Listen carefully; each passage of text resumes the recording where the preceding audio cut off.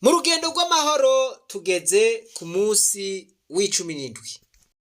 Ndabibutse ko twafashe iminsi 40 yo kwisonzeshereza igihugu kugira ngo Imana igitabare. Ijambo ry'urufatiro ni ijambo riri mu Ngoma ya 2 igice c'indwi ku murongo wa 14. Ijambo rivuga ngo niyo abantu bitirirwa izina ryanje bicisha bugufi bagasenga barondera mu nyonga hanje bakava mu ngeso zabo mbi, jewe Uhoraho nzowumva ndi mwijuru, ndabababarire kandi ndabakirize n'igihugu. Voilà, ngiryo ijambo ry'urufatiro duhagazeko muri kino gihe co kwisonzeshereza igihugu mu minsi 40. Baravuze yuko uku kwisonzesha gufise akamaro mu mpande zine. Ubwa mbere, ukwisonzesha gutuma tugira amagara meza, no kuvuga yaba amagara yo mu nda canke amagara yo mu mutwe. Murazi yuko ubwenge buca bwiyongera canke naho ivyiyumviro bikaja ku gihe. Mu nda naho murazi yuko ariho hari etat majoro y'ingwara zose ziraheza, ingwara zigakira canke zikagabanura ubukari. Ubwa kabiri, ukwisonzesha gutuma dukura mu mpwemu. Ubwa gatatu, ukwisonzesha gutuma n'ivya politike bihinduka. Ubwa kane, ukwisonzesha gutuma mu kibano habaho urukundo, impuhwe, abantu bakitanaho. Voilà, abantu bagafashanya. Voilà. Twari twasomye ijambo rivuga ngo ntituba bumva ayo majambo gusa ariko tuyakore, kuko tutabikoze uko twoba turiko twihenda. Uno munsi rero turabira hamwe ico dukwiye gukora mu gihe turi muri ayo masengesho. Yesaya igice ca 58 duhere ku murongo wa 6. Haravuga ngo mbega uku siko kwisonzesha nshima, sukubohora ingoyi, sukugiriranira nabi, no guhamburura imigozi abatwazwa igitugu. Aka kantu murakumva? Guhamburura imigozi abatwazwa igitugu, no kurekura impahazwa ngo zidegemvye. Voilà, kurekura impahazwa ngo zidegemvye. Abantu b'impahazwa n'abantu barenganywe. Mukavuna ivyo gutwaza igitugu. Kuvuna ivyo gutwaza igitugu ni ugukoresha uburyo bwose bushoboka wokoresha kugira ngo uwo muntu atwaza igitugu nawe ace bugufi, abone yuko bikwiye yuko agenza buhoro canke yo kwitonda.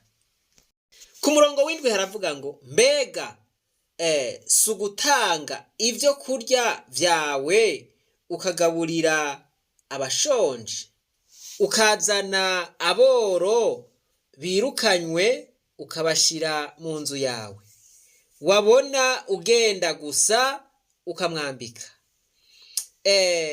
Ntiwirengagize mwene wanyu, maze rero umuco wawe uzoca utambika nk'umutwenzi, amagara yawe asubire atotahare vuba, ukugororoka kwawe kuzokuja imbere, kandi ubwiza bwanje buzoba bukwimirije. Maze watabaza, jewe Uhoraho nzokwitaba. Tuje muri Matayo igice ca 25 ku murongo wa 35. Haravuga ngo nari nshonje murangaburira, nari mfise inyota mumpa iconywa, nari ingenzi mumpa indaro, nagenda gusa muranyambika, nari ndwaye muza kuraba ukomeze, nari mwibohero muza kundaba. Voilà. Rese ndabarambira ikintu nagomba mvuge ni kimwe. Ubu tuve mu majambo tuje muri vya bikorwa. Ngo mbega ukwisonzesha je uhoraho nshima nukwahe. Suho gufasha abandi, suho gufasha abantu aho nikora, suho gufasha bamwe batagira ico bambara mukabambika, suho gufasha bamwe batagira ico bafungura mukabafungurira, mugaheba ivyo mwari kurya mukabaha. Suko gucagagura imigozi y'ababoshwe kubera akarenganyo. Voilà. Suko guca imigozi y'abatwaza igitugu. Byose rero murumva yuko ari vyo uhoraho akeneye kugira ngo aramira abantu bariko barisonzesha. Uko niko kwisonzesha kukuri Imana ihimbarirwa. Abantu b'Imana nkuko nari maze kubibabwira, tuve mu majambo tuje mu bikorwa. Donc hari umuntu yavuze ngo la foi est accompagnée par les œuvres. Rero ngo ukwizera uherekezwa n'ibikorwa. Voilà. Bantaho nikora ni benshi, abariko bararenganywa ni benshi, hariho abageze mu zabukuru, hariho abahohotewe, hariho abagwayi kwa muganga, hariho abari mu mabohero, hariho benshi. Rero ijambo ry'Imana twarisomye, hasigaye yuko ryoshigwa mu ngiro. Rero muri iyi minsi 40 y'ukwisonzesha, muri iyi minsi 40 y'ukwicisha bugufi, muri iyi minsi 40 y'ukwibabaza, murumva turi mu gihe cyo kwibabaza. Tugire foro canye tugire akigoro. Voilà. Sinzi yuko ndiko ndavuga akigoro mu vyumva. No kuvuga ngo wari ukeneye ibindi bintu hariya ariko urigoye uratanze ikintu kubw'abandi. Voilà. Ngico rero ic'Imana ishima. Mu bantu bose bari mu rugendo rw'amahoro, ndizera neza yuko umwe wese afise ico yoshobora gutanga arongowe n'umutima.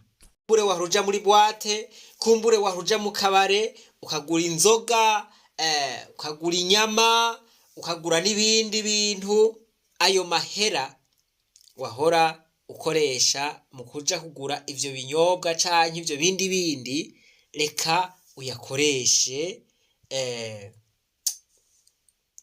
mu gufasha uwo mugwi w'abantu twavuze, uwo mugwi w'abantu ntaho nikora canke abatishoboye. Umuntu ahejeje gukora ivyo duhejeje kudondagura, mwumve ikiba kimurindiriye. Ku murongo w'8 haravuga ngo maze rero umuco wawe uzoca utambika nk'umutwenzi, amagara yawe asubire atotahare vuba. Ivyo uhejeje kubigira, amagara yawe ngo azosubira atotahare vuba. Voilà.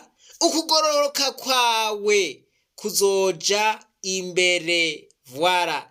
Kandi ubwiza bwanje buzoba bukwimirije. Maze niwatabaza jewe uhoraho nzokwitaba. Niwatakamba nzoheza mvuge. Ntindi hano. Niwakura ugutwaza igitugu hagati muri wewe no gutungira abandi urutoke, n'ibiyago bibi, ugahebera ushonje ivyo wari kurya, ugahaza impazwa, umuco wawe uzorasira mu mwiza, kandi umwiza wawe uzohinduka nko ku murango w'amashoka. Ngivyo ibirariye umuntu ari mu rugendo agiye kugira ako kigoro, akakagira kubw'abandi bamerewe nabi. Hariho abantu bamerewe nabi bene data, hariho abantu bagwaye, hariho abantu barungitswe hanze ariko babuze uburyo, hariho abantu barungitswe ku mavuriro yo mu gihugu ariko babuze uburyo, hariho abantu babuze aka na kariya kubera ubukene, kubera babaye bantaho nikora, kubereka abazokwanduza ubwo buryo. Hanyuma hazobaho komisiyo y'abagize ishure ry'abarundi bose. Iyo komisiyo izoba ijejwe kuraba abantu vy'ukuri bakeneye ubufasha bw'ibanze. Bantu b'Imana bagenzi, tugire akakigoro, tugire akakigoro, umuntu wese atange uko angana, atange uko afise, atange uko arongowe. Hanyuma naho twama tubivuga muri rusangi, natwe nyene natwe turafise abo twogaruriza umunezero bakamwenyura. Reka rero dukore ico gikorwa kandi tubikorane ubuseriye bwinshi, dukore ya discipline. Imana nayo izoheza irabe mu mitima yacu, irabe igikwiye. Basavye ndabinginga cane rero ngo mwitwararike kino gikorwa nk'uko ijambo ryabivuze. Umusirikare, yaba umupolisi, yaba umundi mukozi wa leta, yaba umushomeri, yaba ugwaruka, yaba umutama, yaba umutamakazi, abo bose ndondaguye, umwe wese arafise ico yoterera ngo umunsi umwe abo twadondaguye nabo baze bagira akamwemwe, baze bagire umunezero kubera ico wewe canke naka azoba yakoze. Twoye kurangwa n'amajambo gusa, ariko reka twerekanwe n'ibikorwa. Rangiza ndasubiyemwo, umuntu wese azotanga uko yumva arongowe. Mwebwe mwumvise iri jambo rero, Imana nibahezagire cane. Reka twibananize rwa rugendo rwacu maze tugaruze umunezero Satani yatunyaze.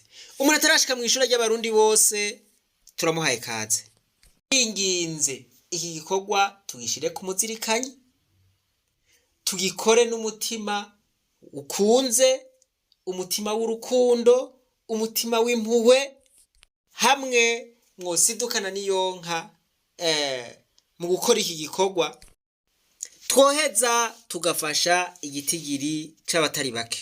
Ebwe mutahuye ubutumwa kandi mwifatanije natwe muri runo rugendo. Imana nibahezagire cane, ibashoboze gukora kino gikorwa.